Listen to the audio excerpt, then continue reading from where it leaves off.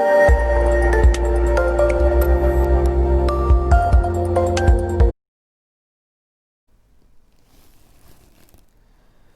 Everyone, welcome to Sarvodaya Gurukul. बच्चों, आज की इस वीडियो में हम लोग पढ़ने वाले हैं कक्षा 7 का साइंस चैप्टर नंबर 14 ध्वनि यानी कि साउंड।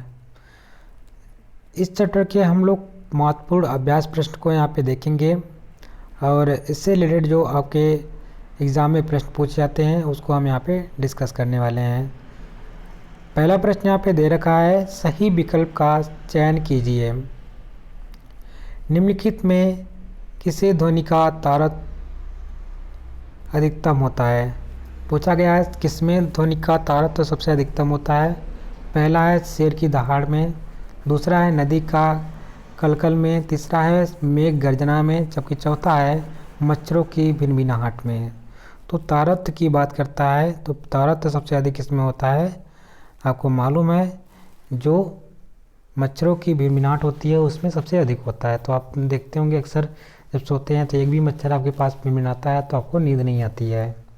प्रश्न नंबर का है, एसआई पद्धति की में आवृत्ति का मात्रक क्या है?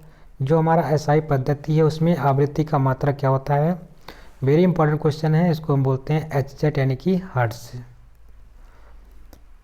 प्रश्न नंबर 20 अगला है, 20 हर्ट्ज आवृत्ति से कम आवृत्ति की उत्पन्न ध्वनि कहलाती है। तो हम जानते हैं जो ध्वनि की आवृत्ति होती है 3 कैटेगरीज में बांटा जाता है आपका। एक होता है श्रव्य, ठीक है, और एक होता है अपश्रव्य और एक होता है आपकी पराश्रव्य। तो श्रव्य, अपश्रव्य और पराश्रव्य ये 3 प्रकार की आपकी ध्वनियाँ होती हैं, जिसका रेंज होता है क्या है कि 20 से जो कम वाली ध्वनियाँ होती हैं वो आपकी किस में आती हैं? अपश्रव्य में। और 20 से लेकर के 20,000 हर्ट्ज के बीच की जो ध्वनियाँ होती हैं 20,000 वो आपकी श्रव्य के अंतर्गत आती हैं, और 20,000 से ऊपर वाली जितनी भी ध्वनियाँ होती हैं वो आपकी पराश्रव्य के अंतर्गत आती हैं। तो यानी कि श्रव्य के अंतर्गत कौन कौन सी आती हैं? 20 से लेकर के 20,000 हर्ट्ज के बीच में। पराश्रव्य में लेस देन 20 और सॉरी इसमें श्रव्य अपश्रव्य में लेस देन, ये अपश्रव्य हो जाएगा, और पराश्रव्य में क्या हो जाएगी? 20,000 से अधिक वाली जो ध्वनियाँ होंगी। तो यहाँ पे क्या पूछा गया? 20 हर्ट्ज आवृत्ति से कम आवृत्ति की जो उत्पन्न ध्वनियाँ होती हैं किसके अंतर्गत आएंगी? वो आपकी अपश्रव्य के अंतर्गत आएगी। यहाँ पे आपको दे रखा है। पराश्रव्य में क्या हो जाएगा? पराश्रव्य में आपको बोला गया है 20,000 से अधिक वाली जो ध्वनि होगी, ठीक है। प्रश्न नंबर अगला है, ढोलक में ध्वनि उत्पन्न होती है तो किसकी वजह से होती है? रगड़ने से, खींचने से, फेंकने से या आघात यानी कि मारने से, आघात करने पर। तो आपको मालूम होता है जब ढोलक पे हम ताल मारते हैं हाथ से तो कहीं ना कहीं वहाँ पे उसकी वजह से ध्वनियाँ उत्पन्न होती हैं। तो इसका राइट आंसर हो जाएगा ऑप्शन नंबर द, यानी कि आघात के कारण। ध्वनि की चाल सबसे अधिक किस में होती है? तो आपको मालूम होता है सबसे अधिक ठोस में होती है। ठोस में किस में होती है? जो हमारा एल्युमिनियम होता है सबसे अधिक इसमें होती है हमारी ध्वनि की चाल। तो ठोस में सबसे अधिक हो जाएगी, गैस में उससे कम, द्रव में उससे कम, गैस में सबसे कम, और निर्वात में बिल्कुल तो होती ही नहीं है, क्योंकि ध्वनि को चलने के लिए कहीं ना कहीं हमें माध्यम की आवश्यकता होती है। इसलिए हम कह सकते हैं ध्वनि जो निर्वात में बिल्कुल भी नहीं सुनाई देगी हमको। प्रश्न नंबर 2, सही जोड़े बनाएं। स्तंभ का के कथन का स्तंभ खा के कथनों से मिलान कीजिए। पहला है सुस्वर ध्वनि। सुस्वर ध्वनि का हम मिलान हो जाएगा हारमोनियम, ढोलक से उत्पन्न ध्वनि।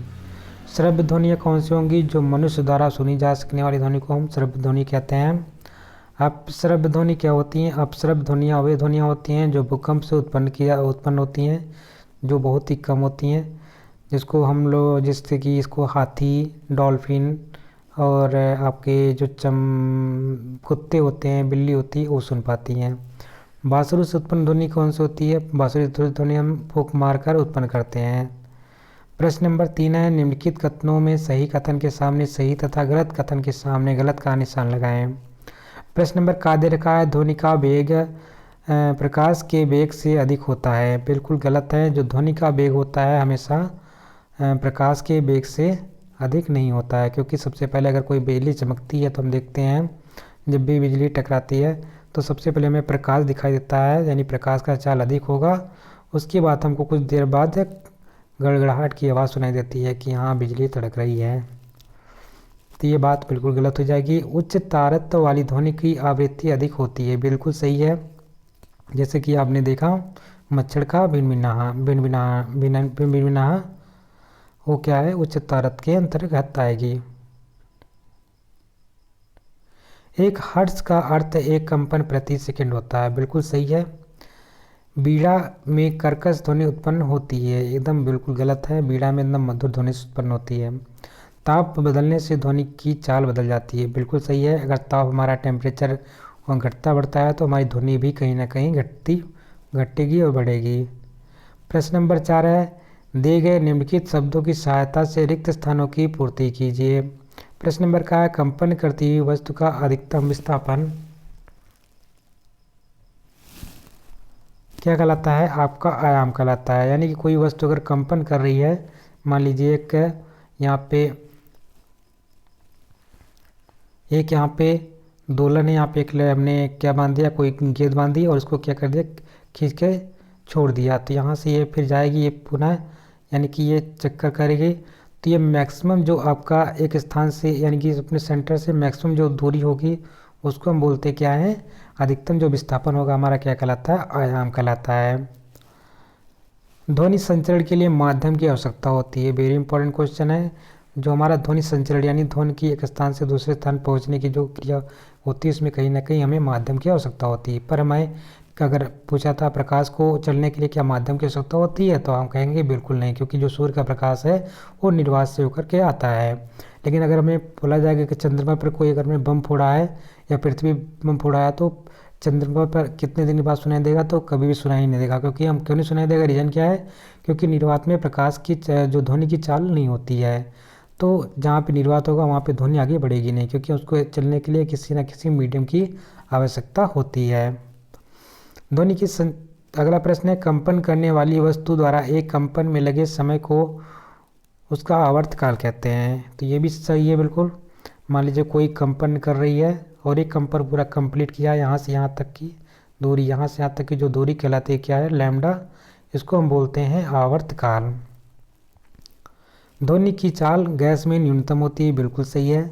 हमने बताया सबसे अधिक सबसे कम किस में होती है ध्वनि की चाल, जहाँ पे जहाँ पे अगर ठोस होगा उसमें सबसे अधिक होगी, गैस होगा द्रव होगा उसमें उससे थोड़ी सी कम होगी, लेकिन सबसे कम किस में होगी, जो आपकी गैस होगी।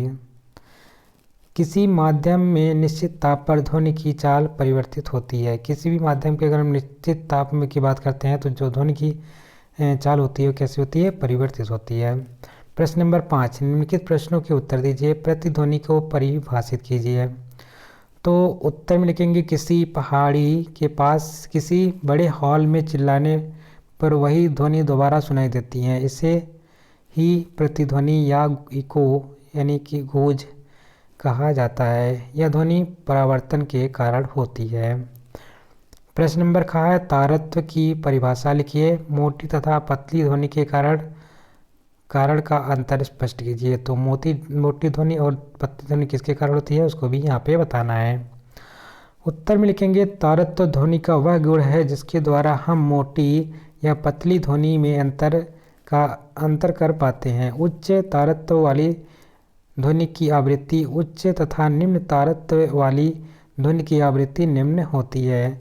ध्वनि का तारत्व व्यक्त करता है कि ध्वनि मोटी है या पतली है। यह ध्वनि की आवृत्ति पर निर्भर करती है। जैसे बिल्ली की आवाज़ की आवृत्ति तारत्व कुत्ते के भौंकने की आवृत्ति से अधिक होती है, इसलिए बिल्ली की आवाज़ पतली तथा कुत्ते की आवाज़ मोटी होती। कहने का तात्पर्य है जिसकी आवृत्ति अधिक होगी उसका जो आवाज़ होगी वो उतनी पतली होगी, और जिसका तारतम्य कम होगा उसकी जो आवाज़ होगी उतनी मोटी होगी। इस प्रकार से यहाँ पे मैं उदाहरण देके समझाया गया है। जो बिल्ली की बोलने की जो तारत होती है, आवृत्ति होती है, अधिक होती है, जिसके कारण उसकी बोलने की आवाज़ जो होती है पतली होती है। अगर हम कुत्ते की बात करते हैं तो उसका आप देखते हैं मोटी आवाज़ होती है, और जो तारत या आवृत्ति जो होती है वो कितनी होती है, कम होती है। प्रश्न नंबर अगला है, ध्वनि प्रदूषण के कारण तथा उनके निवारण लिखिए। ध्वनि का प्रदूषण के कारण होता है और उसका निवारण किसके कारण कैसे कर सकते हैं उसके बारे में यहाँ पे आपको लिखना है। उत्तर में लिखेंगे, वातावरण में अत्यधिक या अवांछित ध्वनियों का शोर ध्वनि प्रदूषण कहलाता है। वाहनों की तीव्र ध्वनियाँ, विस्फोटक ध्वनि, कारखानों तथा लाउडस्पीकर आदि ध्वनि प्रदूषण के मुख्य कारण हैं। ध्वनि प्रदूषण को कम करने के लिए हमें वाहनों के ध्वनि प्रदूषण को कम करने के लिए वाहनों का उचित रखरखाव व कम तीव्रता वाले पेटी नुमा विस्तारकों का उपयोग करना चाहिए। प्रश्न नंबर घ है, स्पष्ट कीजिए कि वर्षा काल में बादलों की बिजली की चमक क्यों पहले दिखाई देती है व गड़गड़ाहट बाद में क्यों सुनाई देती है। अभी इसके बारे में हमने डिस्कस किया था। आइए देखते हैं क्या लिखना है हमको। उत्तर में लिखेंगे, प्रकाश की गति ध्वनि की अपेक्षा कई गुना अधिक होती है। जो प्रकाश की चाल होती है वो हमें ध्वनि की चाल से कई गुना अधिक होती है। इस कारण हमें वर्षा काल में बादलों की बिजली की चमक बादलों की गड़गड़ाहट से पहले दिखाई देती है। तो हम देखते हैं पहले क्या होता है, बिजली चमकती है, फिर उसके बाद गड़गड़ाहट की आवाज़ आती है। लेकिन दोनों क्रिया एक ही बार होता है, लेकिन हमको मालूम होता है जो प्रकाश का चाल अधिक होता है ध्वनि के चाल से। और दूसरा कारण यह भी है कि आपकी जो ध्वनि होती है उसको चलने के लिए मीडियम की आवश्यकता होती है। फिलहाल तो मीडियम जो हमारे बादल होते हैं नीचे होते हैं, निर्वात से पहले हैं, तो इसलिए हम उसको सुनाई देता। अगर यही आपका निर्वात से ऊपर होता तो अगर बादल वहाँ पे टकराते तो कभी भी हमको सुनाई नहीं देता। प्रश्न नंबर अगला है, स्पष्ट कीजिए कि ध्वनि किस प्रकार उत्पन्न होती है। उत्तर लिखेंगे, ध्वनि में वस्तुओं में ध्वनि कंपन के कारण उत्पन्न होती है। कुछ स्थितियों में कंपन आसानी से दिखाई दे जाते हैं। अधिकांश स्थितियों में हम इन कंपनों को नहीं देख पाते बल्कि उनका अनुभव कर पाते। जैसे विद्यालय की घंटी बजाने से उत्पन्न ध्वनि में घंटे के कंपन का अनुभव छूकर कर सकते हैं। प्रश्न नंबर 6 है, निम्नलिखित प्रश्नों को हल कीजिए। 3 कंपन करती वस्तु ए बी सी की आवृत्ति क्रमशः 256, 512 और 1024 हर्ट्ज है। उसके तारतम्य को घटते क्रम में लिखें। तो उत्तर में लिखेंगे, उच्च तारतम्य वाले ध्वनि की आवृत्ति उच्च तथा निम्न तारतम्य वाले ध्वनि की आवृत्ति निम्न होती है। अतः यदि ए बी सी की आवृत्ति क्रमशः 256 हर्ट्ज, 512 हर्ट्ज और 1024 हर्ट्ज है तो उसका तारतम्य घटते क्रम में सी ए बी हो जाए, सी बी ए हो जाएगा। यानी कि आपका पहले सी हो जाएगा, फिर बी हो जाएगा, फिर ए हो जाएगा। घटते क्रम में पूछा गया ना, तो सबसे पहले बड़ा लिखेंगे, फिर छोटा, फिर छोटा।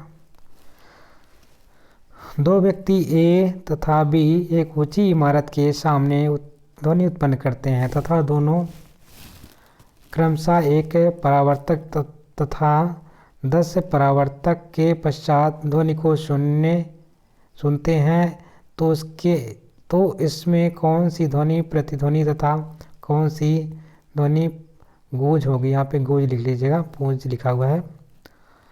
उत्तर में लिखेंगे, दोबारा सुनी जाने वाली एक परावर्तन वाली ध्वनि प्रतिध्वनि बी द्वारा सुनी जाने वाली 10 परावर्तन वाली ध्वनि गूंज है। प्रश्न नंबर 7, हमें बांसुरी और कोयल की हूबहू जैसी आवाज़ें कर्णप्रिय यानी कि अच्छी लगती हैं, परंतु लाउडस्पीकर की तीव्र आवाज़ कर्णप्रिय नहीं लगती, ऐसा क्यों। उत्तर में लिखेंगे, नियमित एवं आवर्ती कंपन से उत्पन्न ध्वनि जो कान पर मधुर प्रभाव डालती है सुस्वर कहलाती है।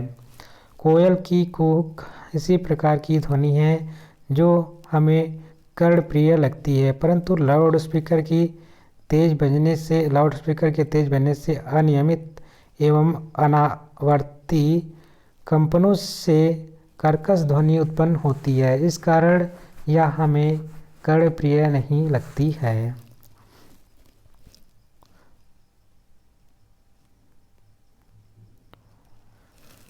तो बच्चों, ये चैप्टर यहीं पे कंप्लीट होता है। आशा करते हैं आपको ये वीडियो अच्छी लगी होगी। अगर आपको ये वीडियो अच्छी लगी है तो इसको आप लाइक कर दीजिएगा, चैनल पे नए हैं तो चैनल को सब्सक्राइब कर लीजिएगा और बेल आइकन को भी प्रेस कर दीजिएगा, जिससे हम अगला वीडियो जब भी अपलोड करेंगे तो उसकी नोटिफिकेशन आप सभी को मिल सकेगी। मिलते हैं अगले वीडियो में, तब तक के लिए नमस्कार, जय हिंद, वंदे मातरम।